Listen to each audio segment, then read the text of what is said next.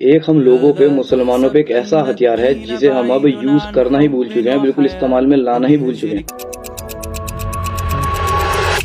السلام علیکم everyone, welcome to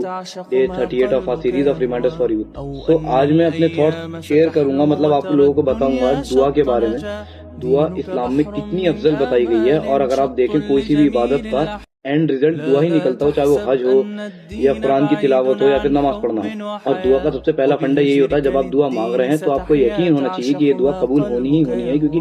میں نے مانگی ہی کس سے، اس کائنات کے مالک سے۔ اور دعا کا یہ ہوتا ہے کچھ دعائیں بہرحال قبول نہیں ہوتی، لیکن ان کا جو آپ کو اجر ملتا ہے وہ آپ کو میدان حشر میں، آپ کو آخرت میں اس چیز کا اجر مل جاتا ہے، جس میں ایک حدیث بھی ہے جس میں ایک بندہ اگر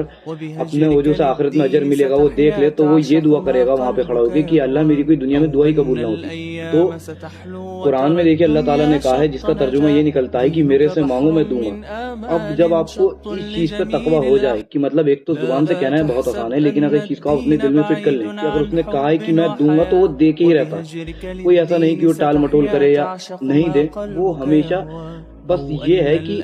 آگے جو ہے کہ دوں گا میں اپنے طریقے سے، نہ کہ تیرے طریقے سے، کہ جس طریقے تو چاہتا ہے، کیونکہ ہماری انسان کی اتنی عقلی تعلق نہیں ہوتی کہ وہاں تک پہنچ جائے۔ اب جیسے کہ ایک واقعہ، ایک شخص تھا، وہ شخص ایک بار حج پہ جا رہا تھا، تو وہ گاڑی میں سوار تھا اور وہ دیکھتا باہر ایک بوڑھی عورت جا رہی ہے ڈنڈی کے سہارے۔ تو وہ اب یہی سوچتا ہے کہ میں جوان ہو کے بھی گاڑی میں سفر کر رہا ہوں اور وہ بوڑھی عورت ڈنڈی کے ساتھ پیدل چل رہی ہے، تو وہ اسے اپنی عورت کو سیٹ آفر کر دیتا ہے، جو بوڑھی عورت ہوتی ہے۔ اب جب وہ آفر کر رہا ہوتا ہے تو اسے بوڑھی عورت 3 سے 4 بار دعا میں یہ کہہ دیتی ہے، اللہ تجھے ہر بار حج کرائے، ایسے بندوں کو ہر بار حج کرائے۔ تو اس کا خود 5-6 سال لگاتار حج ہوا ہے، جس میں اس نے آخر میں بتایا کہ مطلب 5-6 سال میں نے لگاتار حج کیا ہے، اور کبھی کبھار تو ایسا بھی ہوا ہے کہ کسی نے صدقہ نکالا تو اس نے مجھے حج کرا دیا۔ تو دعا جو ہے بہت افضل چیز ہے، اور جو اب آج کی جنریشن ہے وہ تو یہ پہنچ چکی ہے کہ جو دعا اللہ نے مانگنے کے طریقے بتائے ہیں، اب دعائیں چل کہاں رہی ہیں، وہ انسٹا کی سٹوریز میں چل رہی ہیں، واٹس ایپ کے اسٹیٹس میں چل رہی ہیں۔ کہ مطلب آپ خود سوچیں کہ وہ کیسا لگے گا